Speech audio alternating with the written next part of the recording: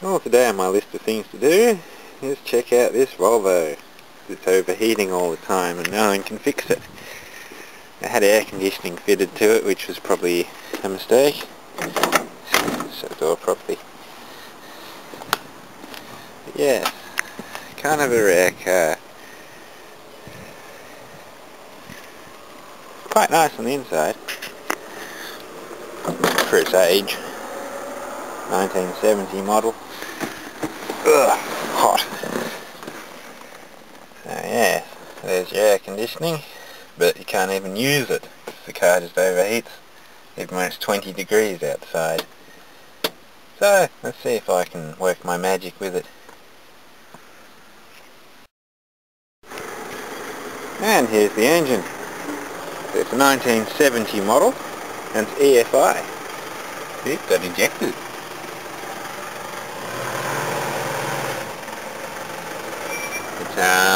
I'm thinking it's underfanned, or the viscous coupling is shagged, but it did boil today. It wasn't that hot today, but I'll check it all out, make sure it's pressurized, do all the usual things. He said he saw steam come out. Down here, just put a fan in and everything, but got to make sure that's spinning the correct way and everything. But I'll probably piss that off because that's an obstruction, and just put one big electric fan in here to do everything, just like the Daimler I did. Well, I got her running. Someone's using a leaf blower next door. Taco doesn't seem to work. Love the way it's got oil and water temperature. Everything else seems to work. The aircon's sort of cold. I love these seatbelt buckles. That's how you release it. Yeah.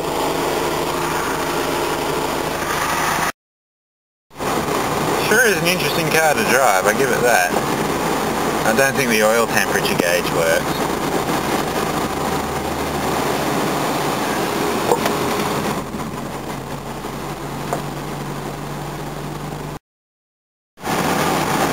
I've been driving around for a while with the air conditioning on. It's slowly getting warmer and warmer now.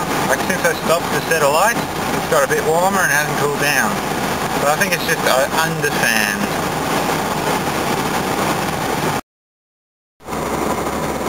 I have to give it, it's pretty noisy in the cabin. You can hear all the engine. Just trying it with the aircon off now. It's pretty damn hot.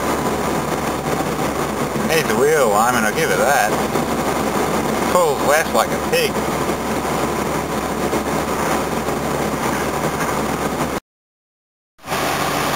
Alright, time just to sit here idling for a bit with the aircon on and see what it does.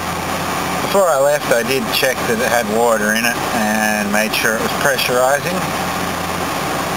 It hasn't got an alloy head, so that's probably the only reason it's still running after all the overheating it's gone through. Okay, I've been sitting here for about 40 seconds and that's going up, so definitely understand. Turn the air conditioning off. Now you can just hear engine and fuel pump. Let's see what it does now.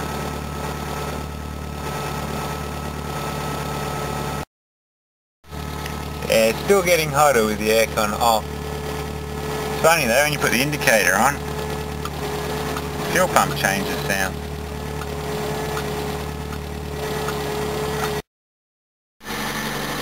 Well, I made it back, I'm just holding the revs up a bit, got the aircon off. It's definitely fan issues.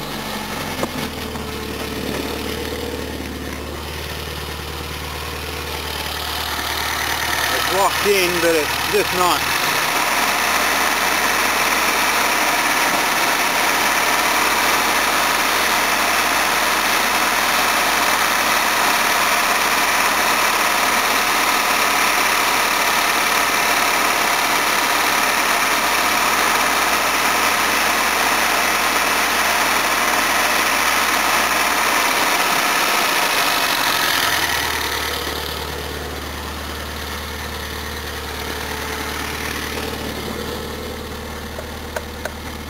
just can't do it. I'm going to have to go for a drive, try and cool it down.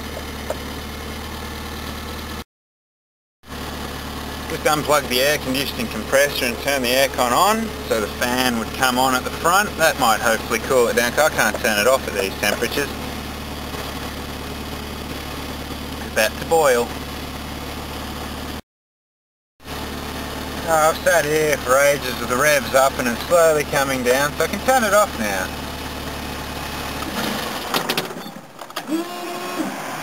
I'll leave the aircon going so the fan at the front continues going. Oh. She's hot. You can see how much water it's spat out. It's got a bit hot. Might restart it again shortly just to circulate the water from the block to the radiator. Because it'll be boiling in there, I tell you. I've left the fan going for a bit. Let's see if it'll start again and just cool itself off a bit more.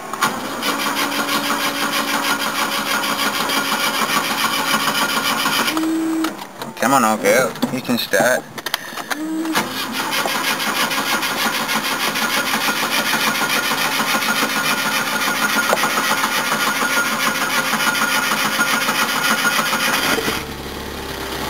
Oh, it's a bit hot.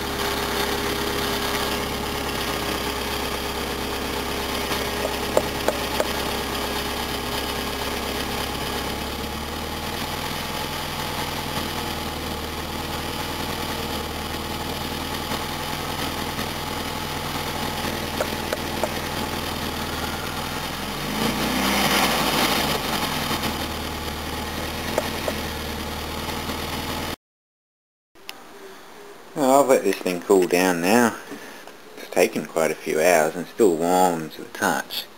It's just nice and warm. But now I can actually get down there because it's cool enough. I can check the oil. The dipstick's down here, which is really silly. And you see, that's where it is, down there. Oh yeah, she got hot. Bit carbonised. And it's leaking out of this gasket. Cook the gasket. Going. See if you can tighten down this cork, but not too much. So if the oil temperature gauge worked, it would have been at red. Because where the temperature was, I'd say that was boiling. So this morning this thing got cooked bad, from what I hear. So you got stuck on the freeway in traffic and it went up. And steam and it didn't, yeah. And damn did it blow a bit of smoke when I got it started before, so I'd say the stem seals are cooked. But we'll change the oil and it might come good still because it is a cast head, as you can see. So it's just got an alloy rocker cover. Try to get a bit of heat out of there. I think it's got a bit of kick. Not that I want to put my foot down in something like this because something will probably break. Those injectors are massive. Look at them. They could just be covers, but it looks like the port they bolt into, and then it bolts onto the head. Interesting. But yeah, so I'll give my recommendations for electric fan. Because yeah, this just can't cut the cheese. The viscous is cutting in. It's going as fast as it can, but just can't pull the airflow through the condensing coil. I reckon from new this thing would have been overheating a bit on hot days. Volvos are meant for the snow. Now you can see the coil's a bit dirty, but apparently this has been doing it ever since the aircon was fitted. So if I remove that fan and put one big one in, you'll get maximum airflow.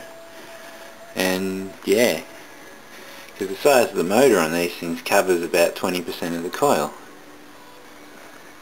And give it a coil clean, of course, because that's filthy. But yeah, even without aircon on, it cooks. So it's a fun place to put the air filter.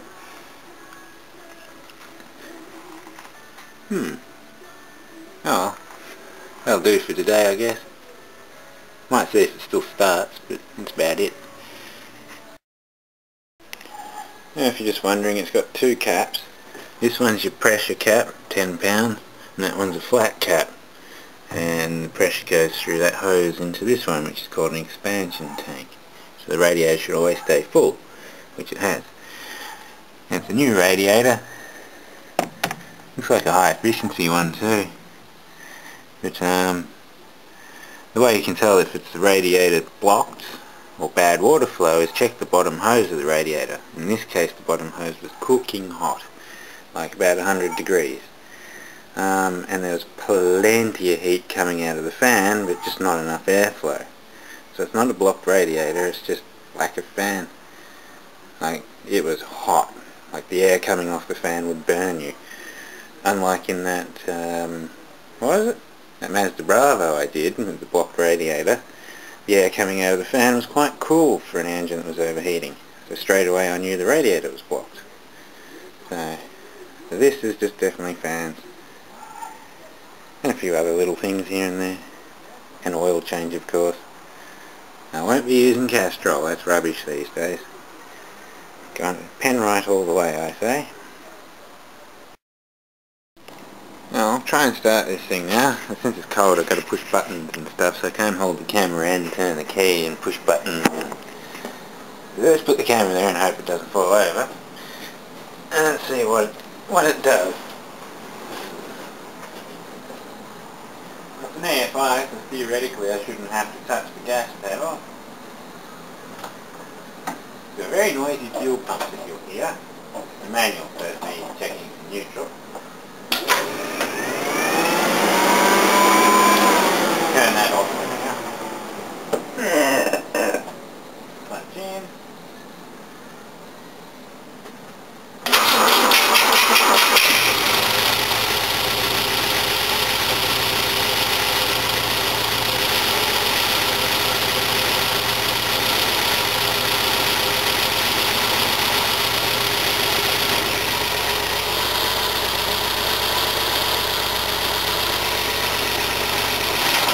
Yeah, it still runs.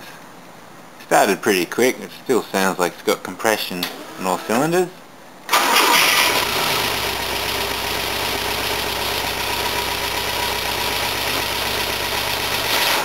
Cool, no piles of smoke, that's good. Sounds like a goddamn Opel 1900 when it cranks. Probably got the same starter.